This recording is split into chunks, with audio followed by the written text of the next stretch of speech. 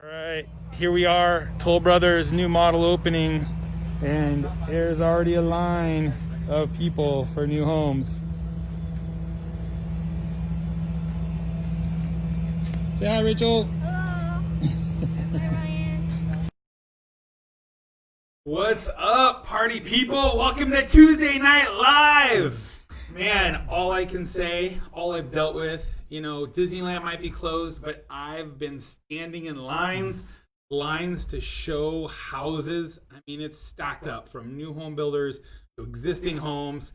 And, there's one reason I don't go to Disneyland, and it's because I don't like lines.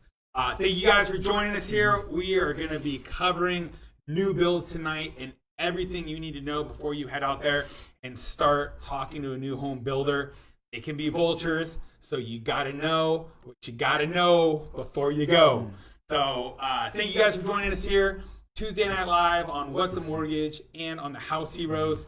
As you know, we go live Tuesday 9 p.m. in English, Thursday 8 p.m. in Espanol on Los Heroes de la Casa on Roxy.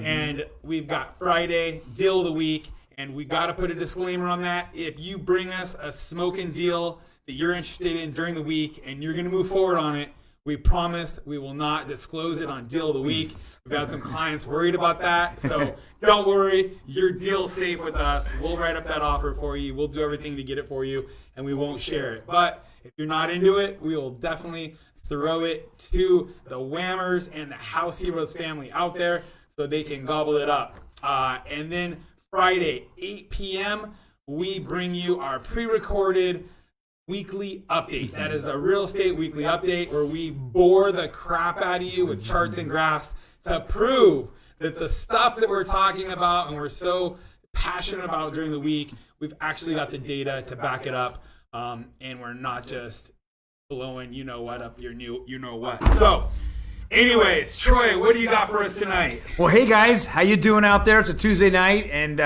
all kinds of craziness going on in the world. I guess I say that every single week at this point. But we're very interactive. Please say hi to us. Comment down below. We are very interactive here. So if you have any comments while we're talking, whether you've had good experiences or bad experiences with new home builds or a topic, or even just asking any question about real estate related or mortgage related, we're more than happy to answer them for you. So yeah, absolutely say hi, everybody. I want to say hi again. We start off all the time in the news, and we can just ramble on and on. The news is just insane. Lately, as we go into COVID, come out of COVID, go back into COVID, lenders just continue to change on, weekly basis on what they want to lend on. And so we want to bring that information to you so you get to understand what's happening out there, and why, sometimes you're approved one minute and next minute you're just not approved anymore because things have changed that quickly in the mortgage industry. You're right. I mean, from one day appraisals are not a big deal, and next thing you know, next day appraisals are the biggest hang up. We bring you whatever the hot spot is in the real estate industry, mortgages and real estate, so that you're prepared out there, because right now the real estate day to day. So weekly market update, I joke about boring graphs, but there is absolutely stellar content there. And one of our biggest fans, or a lot of our biggest fans, are actually other realtors who are giving us props and thumbs up for bringing that content to everybody, because our goal out there is to educate and empower you guys. What's going on? So a couple shout outs here. Hey Dad, thank you very much for joining us. Susanna, how you doing? Mario, Angela, Jamie, thank you very much for tuning in tonight. We want to go right into the news. I know one thing that's crazy in the news at this point, and a lot of listing agents are not understanding it, but it's here to stay. It's drive-by or desktop review appraisals. They're not driving by. Now, there's a big advantage and disadvantage, and next week we're going to go over that. That's going to be our topic, appraisals. How they've changed in this COVID-19. Are they going to stay this way? And then what are the advantages and disadvantages of appraiser not even going into a house, right? Yeah. And there are some significant advantages to it, really, but there are some significant disadvantages. So we're going to go over that next week. But Ryan, tell us what you got for us tonight. Yeah, the luxury market is back. I mean, when we were talking on our weekly updates, a couple months ago. I mean, we said, look, this is going to be the last thing to bounce back. We didn't think it bounced back this year. I mean, we really didn't. You know, we kept saying the entry level market's hot. You know, the first 2 move up tiers are hot, but you know, the luxury market's just dead. And here we are, a couple months later, and this is amazing. So, you know, if you're in the 4 million plus market, you know, the best that days on market was, the lowest days on market for a home to sell in 2019 was 425 days. So if you listed your home, on average, you're going to wait 1.5 years to sell it. Right now, as of today, that's in half, 239 days. That might sound like a long time still, but when you're in a $4 million market, those are spec homes that are, you know, completely different. You've got lots, you've got views, you've got subterranean garages, you've got so many features that, you know, people are looking for, that it's a specialty niche, and for them to be moving this fast, it's really amazing.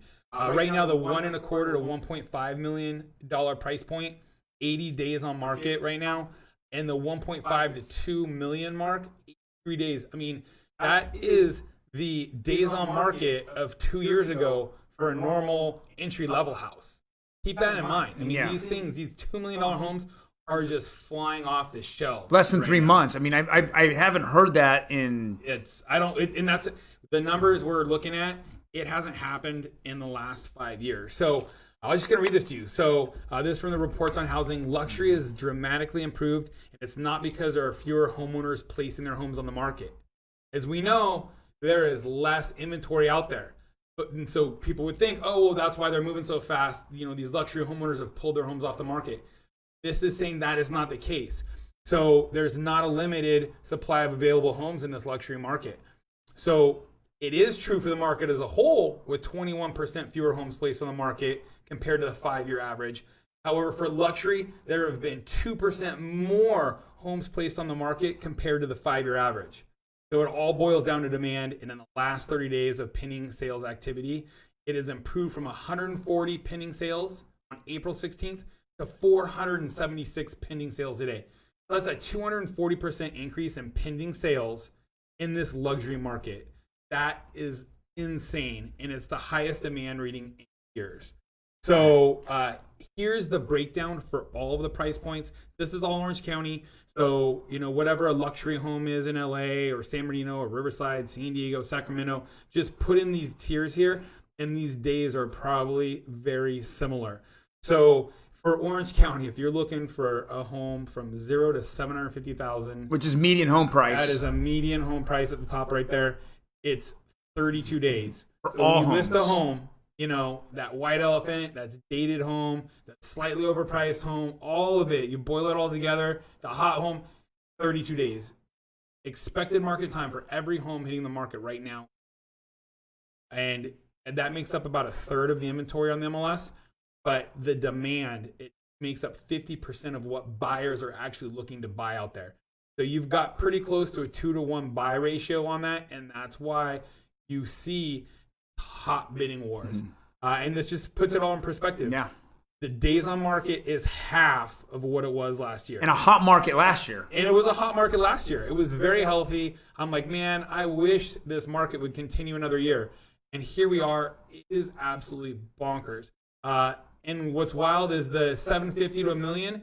It's only a couple days more than that, and it was 10 days more last year. So again, that's, you know, is a decrease. That's a higher percentage.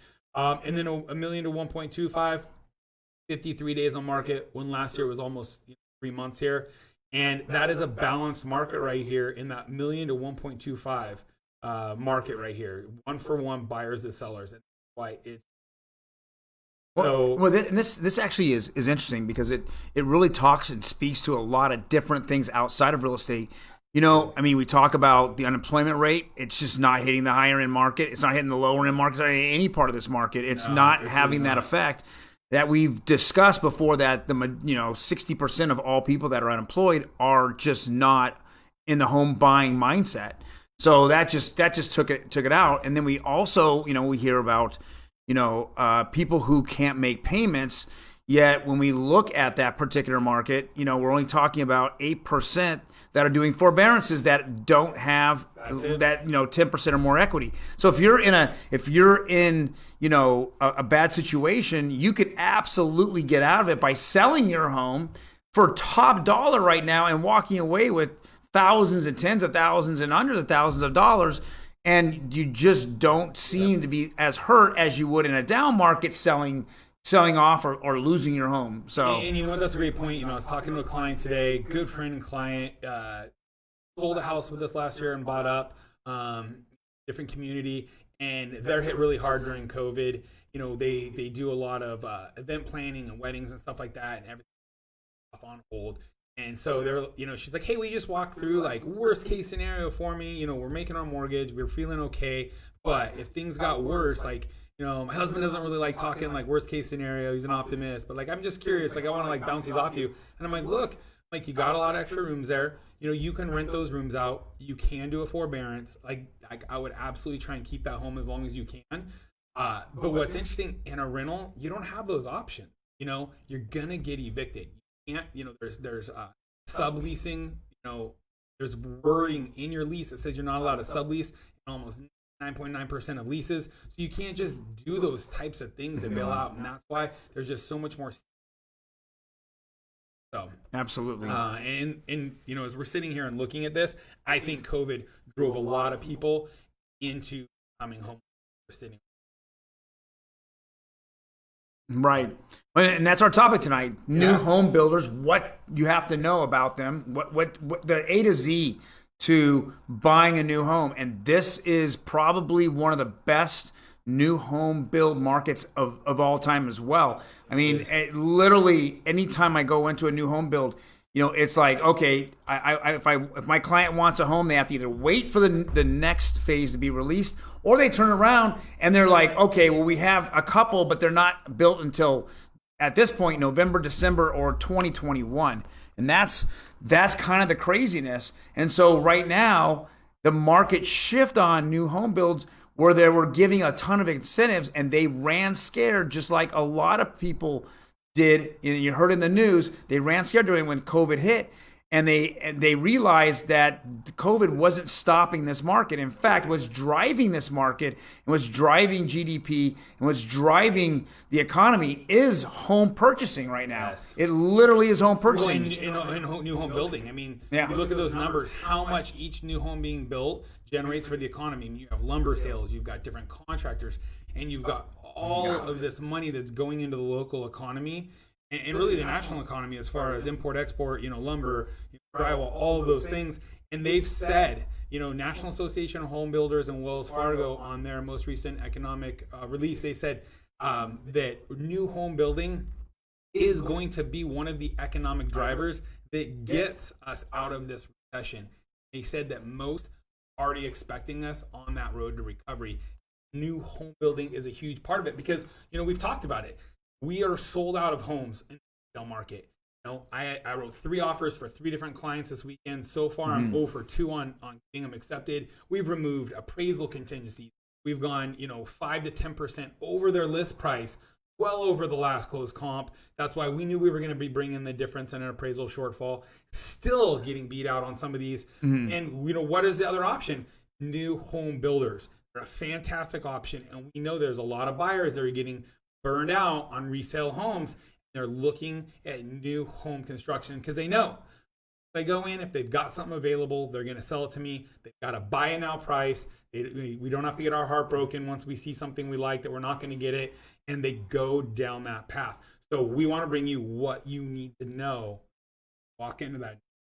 As we go through the different slides here and what the things you got to know, anyone that's had any experience in new home builds, please go ahead and shoot them over in comments. Good, bad, ugly, it doesn't matter.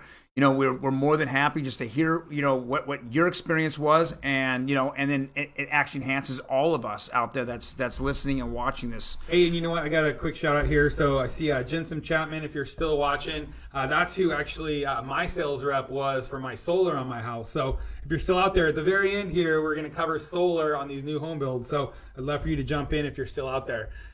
So tell me, Troy, why have an agent when you go into visit a new home builder. I mean, Well, you shouldn't need one, right? First of all, if you look at it, if I'm I had some criminal activity, I want a lawyer, right? I want a lawyer that's backing me up. I mean, that's serious. And if I can get a lawyer for free, I mean, even better, right? So this is exactly how you look at it when you walk into a new home build for yourself. If you walk in, they're just the salespeople there are just chomping their lips, man, licking their lips. I said, hey, okay, I got one because I can actually slide everything through. The people don't have any knowledge or experience on this, and I can actually get a smoother transaction. When you bring a real estate agent, number one, it doesn't cost a buyer a penny. There is no incentives that the builder has. Says, oh, don't have an agent. We'll give you $5,000. That's not happening, guys. Nope. That's not happening. What does an agent do for you? Number one, if you have an experienced new home builder agent, he's going to go and explain the contracts, right? That's number one. You got to know what you're signing. And let's go and hit the next slide, Ryan. Yeah, and what your home's included. That's the next thing, right? Now, when I walk into the model, oh man, it looks absolutely gorgeous. But if your real estate agent isn't going to go over exactly what comes with it or doesn't come with it, or ask those pertinent questions with that salesperson, what are you actually getting? And so many people get disappointed. Oh, that doesn't come with it? Yeah, I didn't realize that the majority of the property is carpeted, but the model is full of hardwood floors. Well, yeah, absolutely. And so you want somebody who's going to be able to help you pick through a lot of these features. So, I mean, you'll just see a list like this. Here's one we're getting ready to do a Zoom call on Thursday with a client and the electrical contractor. I mean, should they spend the $2,500 and get a 400 amp panel? I mean, there are certain things that just make no sense to put into a new home. But what if you've got good representation, agent who understands that market, and not just when you're done using that home, but the resale market. There are certain features that just, hey, look, this is over customization.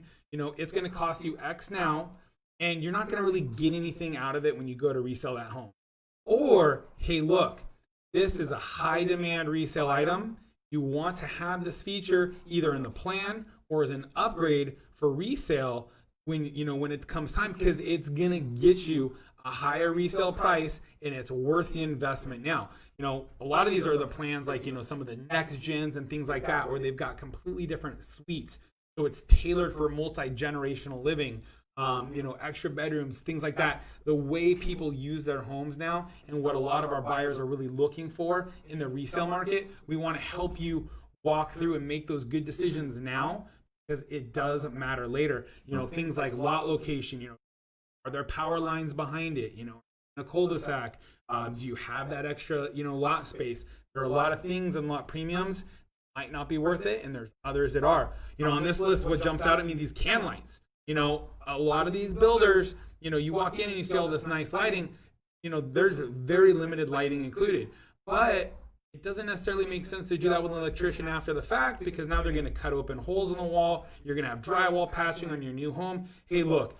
The electrician's going to charge you about the same as the builder is going to charge you, and you're going to finance this over 30 years. So you're not really cutting a check for $4,000 in extra lighting. You're cutting a check for maybe $400, and you're financing the other $3,600 over 30 years. So it makes sense to do certain things through the builder, and that's what you really want an agent to help you walk through, from flooring to counters and cabinets. Options. If you don't really have if you're kind of split in between two, that agent should really be able to help you and say, hey, I showed 50 buyers last week, and they're all looking at these colors, so I would go that, palette, direction versus this one. So those are things that you really want to have, just that, that sounding board and help with.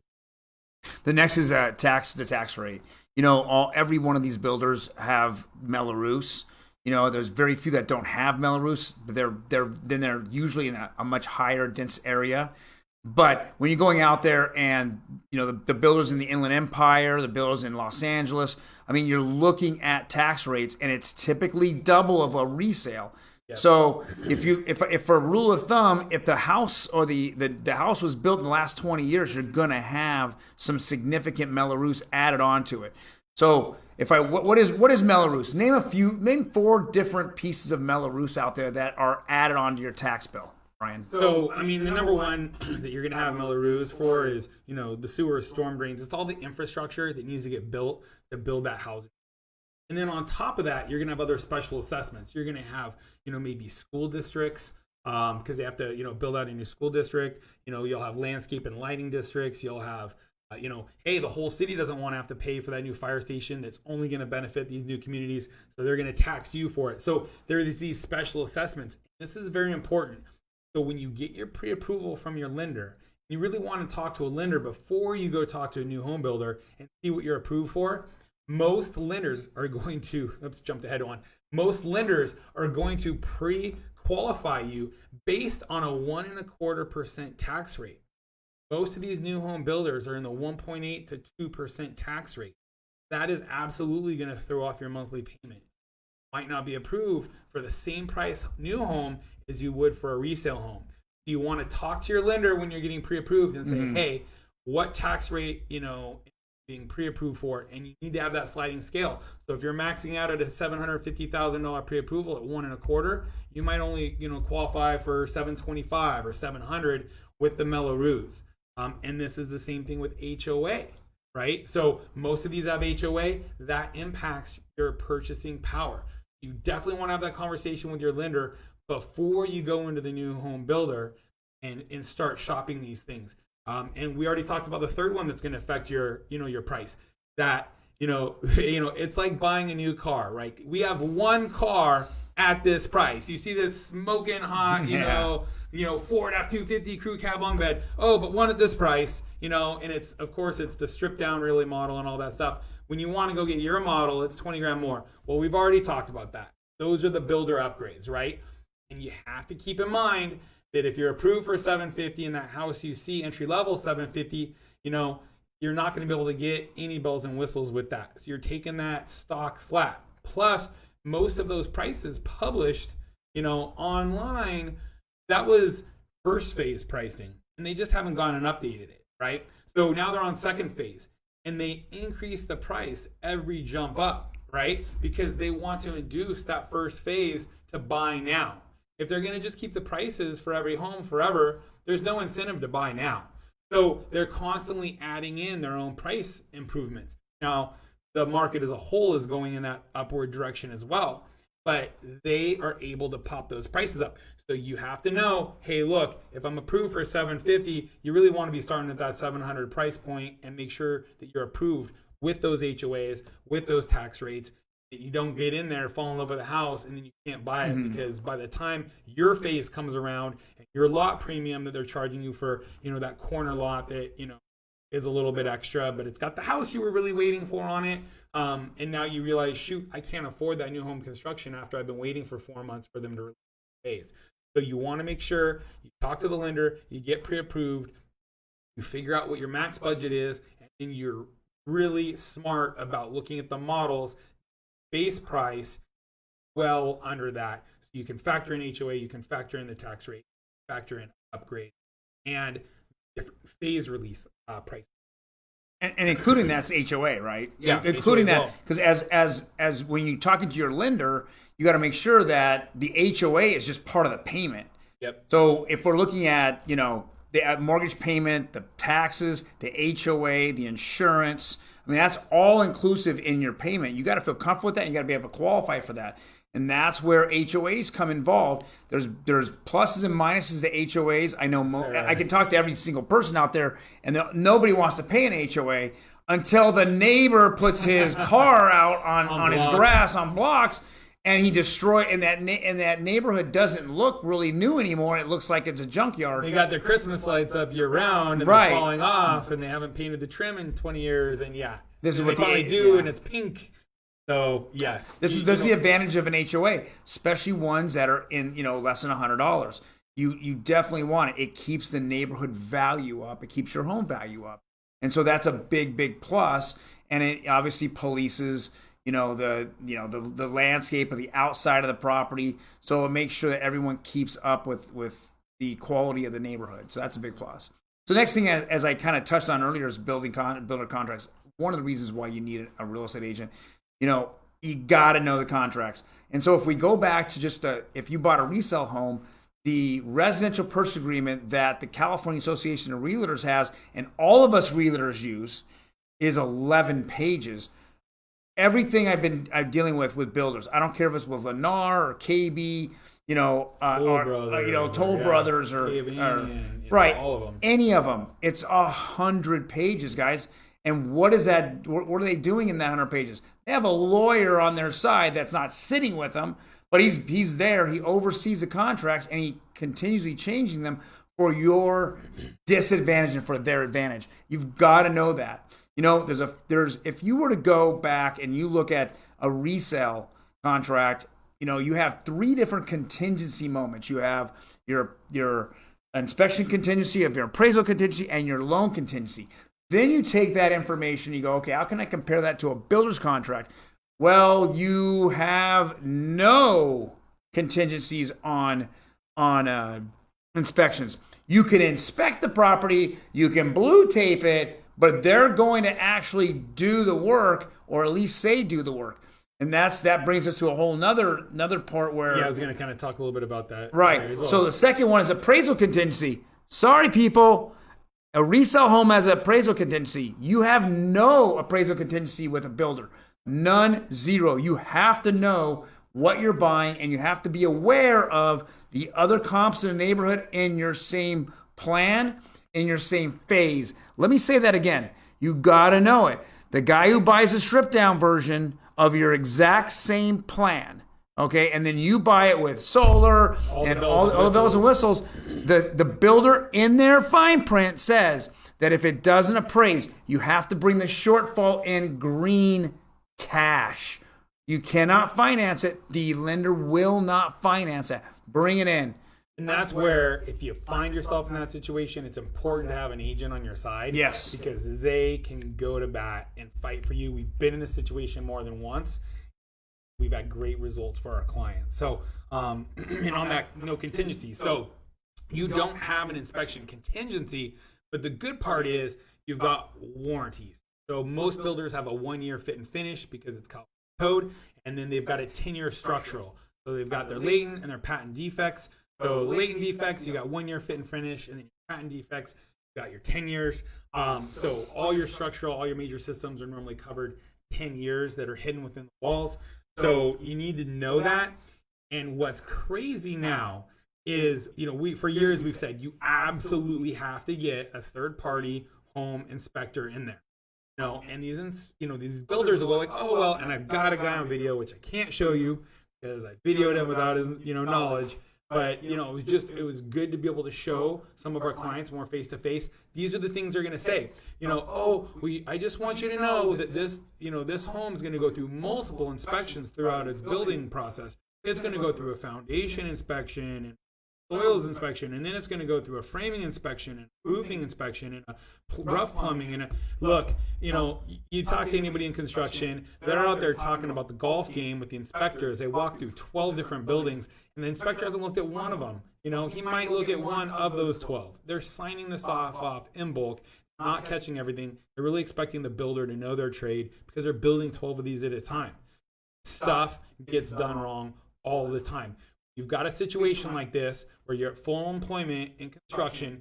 Everybody's out there building right now. You've got some of the less, knowledgeable people out there on a crew, and they're cutting corners, getting stuff done at the end of a Friday, or at the end of a Thursday, if they got the 3rd of July off, rolling into that 4th of July weekend. They're not picking it back up on Monday. It's getting covered over by the drywallers. So you need to have a home inspector out there inspecting this for you. And they have put up a complete roadblock to inspectors right now. And that comes into the way of an insurance policy. They are making these inspectors have $1 million liability policy for what? The inspector isn't doing any destructive, inspections. They're walking around, opening doors, opening drawers, looking inside of things, crawling in the attic. Why do you need $1 million liability insurance? Oh. It's the most ridiculous thing I've ever heard of. And every inspector I've talked to, they just don't have it. So what you end up having to do is hire that inspector right after the close of escrow. So, I make sure right after that close of escrow, I've got my inspector out there. The second my client's got the keys, they're going through that property, they're getting a report, and we're turning around and giving it to the builder and saying, hey, come fix these things under their warranty requirements because it needs to get done. And if they're going to make us jump through all these hoops, hey, we'll play their game, but they're still going to get that inspection. But I love it. Every time, if you just walk in without an agent, they're going to try and dissuade you from having a third-party inspection in multiple layers. One, they're going to tell you it's not necessary. Two, they're going to tell you that it goes through all kinds of other inspections. And then three, they're going to put up a roadblock that you don't even realize is a roadblock until you try and get an inspector. And none of them want to do it because they don't have $1 million insurance policy because they can't afford it. It's absolutely insane. So just keep that in mind. So, you've got the right to inspect it. Absolutely do it after the close if you need to. Make sure you're getting all the repairs, but you don't have a contingency to back out due. The next contingency that you don't have either is loan contingency. Yep. I mean, typically what a builder will do is when you walk to the front door, he immediately says, sign this, sign this. Why? He's trying to block out the agent. Then the next thing he's doing is, okay, go to my agent, go to my lender, go to my lender, go to my lender, go to my lender. That's all they say. Yep. So they're trying to block out lenders from coming in. It's almost like a tunnel, right? You're just walking down their path and not your path of home ownership, and they right? try and be like, hey, our lenders, if you're using our lender, we have this incentive over here. You know what? When it comes down to time to make that decision, you need to talk to the lender you talked to before you went and shopped for a home. You need to say, hey, the builder's lender is giving me this rate and this amount of closing costs, or whatever credits they're able to give by going with them. Most of these rates, these loans are sold in the secondary market, especially those of you who are watching What's a Mortgage. I'm sure you know these things. These loans are sold in the secondary market. The rate on these loans are going to be padded with the new home builder 99% of the time to be able to allow for them to have these incentives. Right. So if you go to the first lender you talk to and say, hey, I got this quote, they a lot of times can give you a lower rate and still get you a credit towards closing costs. A lender paid credit towards closing costs because it's a higher rate. So you need to then make that decision.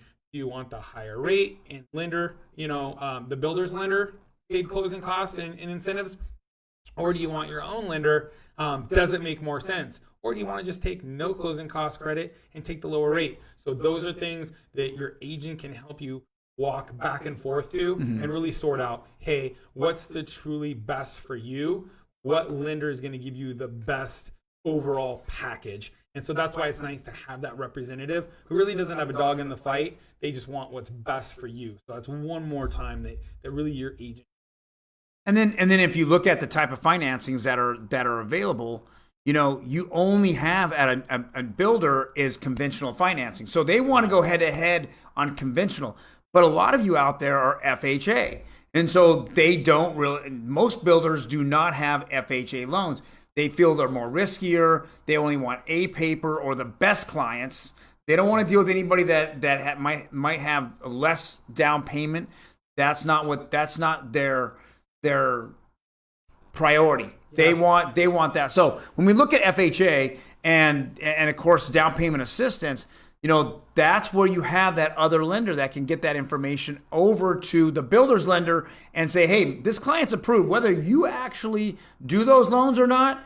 They actually can actually close on this house, and that is important because I don't know how many people who do not walk in with an agent that's being told, go to the lender, call the builder's lender, and they get turned down. And we've had that. And we've had people who've come reached out to us and said, hey, I was really interested in this new home, but they told me I couldn't get approved for a new home. Right. I only I don't qualify for their financing, but you're sending me your lender and they're telling me I'm approved for a loan. And so we say, hey, the builder's lender just doesn't offer this loan that you're approved for. That's when we go back to a builder and say, hey, look, they've got an approval letter, and all of these builders will sell you a home if you have an approval letter. They will lock it up with you. Yes. But again, you don't have a loan contingency. So you need to make sure that you have approved. You're fully underwritten with a DU approval. You want that fully underwritten approval actually, and you want to make sure that you don't go buy that car, You don't go start buying, the furniture, and you don't mess up your credit while you're in escrow, because these escrows can be, 9 months, 12 months on some of them that, we're rolling out of COVID right now that we're looking at, or the builders taking 12 months to build these homes. So you just want to make sure that that just because you walk into a builder and they say you're not approved for a loan doesn't mean you can't buy a new home.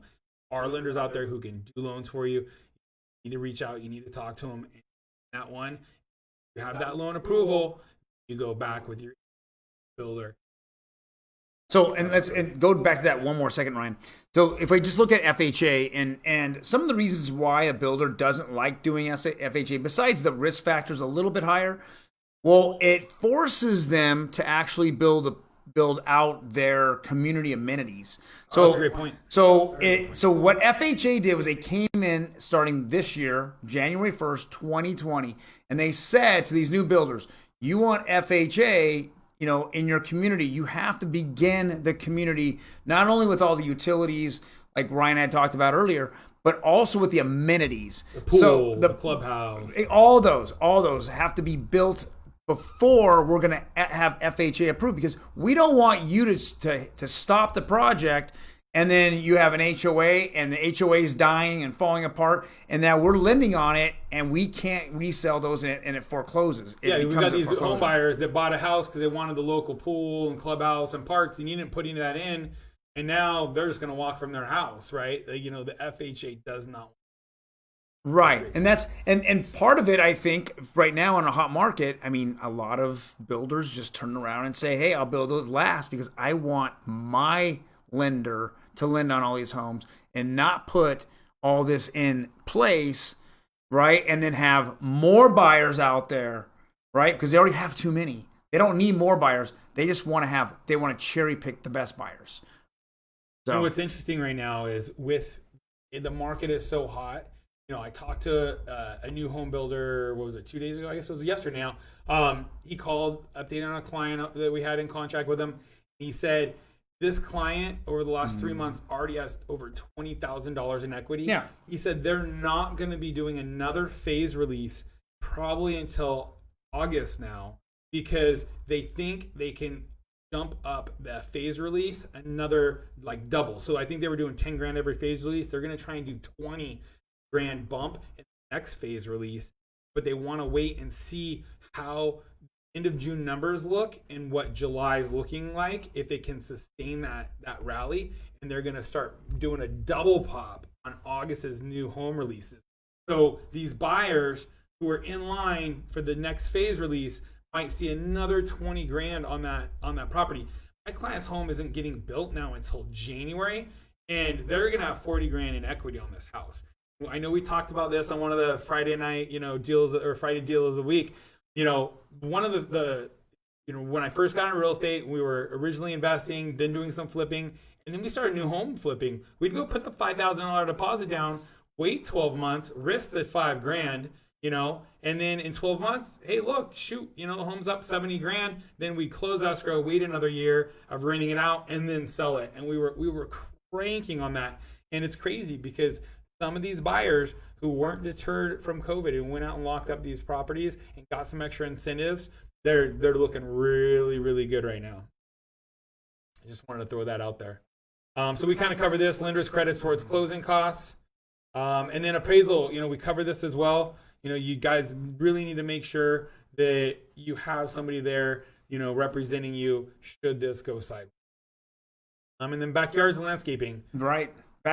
So the majority of homes that you're going to get that are new builds are going to be all dirt backyards, and the HOA or the city or both are going to require within 6 months that you actually submit plans to actually landscape the backyard. So make sure you understand that. I know it's not really brought up until closing, like, oh, by the way, you got a dirt backyard and you need to go ahead and get it taken care of in 6 months. Now, if it's the city, the city's not sending drones out and looking for backyards, not at all. But if it's an HOA, they absolutely are, because they can actually watch you and connect with every single buyer in that community, and then check and see if you've submitted plans in the 6 months. And then they'll give you typically another 3 months or another 6 months to actually act on those plans and have completion. And they'll walk it with you, because they want to make sure that their community is going to look nice, and their value, again, even the backyard makes a big difference. It keeps the value of the community up, and that is their number one goal. And that's the thing. So, when you close escrow, you've got to go out, figure out how you want your backyard designed, take those plans then to the architectural committee. You'd have your neighbor sign off on it. So any adjoining lot normally has to sign off on it. And you submit it to the architectural committee. They'll come back, maybe give you some, changes that they'd like to see, have a discussion. You go back and forth a little bit, and then, you got to pull the trigger and get that backyard in. Solar. So last but not least, solar. I'll jump in on this. Hey, Jensen, you still out there? You tap out on us. Want to do a couple shout outs actually while we're here. What's up, Jonathan Perea? You got anybody over there, Troy? Oh yeah, I got Jocelyn, Corey. Thank you very much for joining us tonight and listening into our videos here that we're going over. I'd love to hear if anybody out there has been to a new home builder recently, what they're seeing out there. What do they like? Plans? Any questions they've got? Bring it to us. Solar. So, there's 3 main types of solar options out there. Depending on when plans were pulled for the new construction, anybody, any new home builder you're going out there and talking to right now, they should be mandating solar. California initiative. Been to one new home builder who actually was still like grandfathered in out, let's call it, of having solar on their homes, but they had pre-wired some of it for it. You're going to have 3 options normally. You're going to have what's called a power purchase agreement, and that's where, there's another entity throwing the solar panels up on the roof, and basically you've signed an agreement where you have to first buy your power from whoever owns the panels up on your roof. Then, like nighttime, things like that, then you're going to buy power from the grid.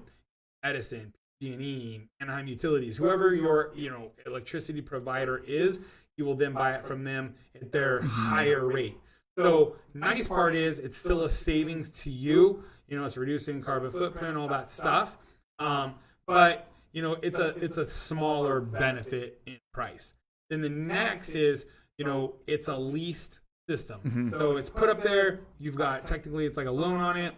There are lease payments that you're paying to the leasing company, and you've got normally a $0 or $1 buyout at the end of a certain amount of term, 10 years. You need to ask these terms. What's the lease? What's the payment? What's the buyout? And you really need to ask, how many kilowatts am I getting? Like, how big are these panels? We see a lot of big homes that are 3 and 4 kilowatts. I'd like to see a little bit more. Build out on those. A lot of these homes are fairly efficient now. You got to remember, you're buying a new home. It should be very efficient. You should have good insulation, dual pane windows, all that stuff.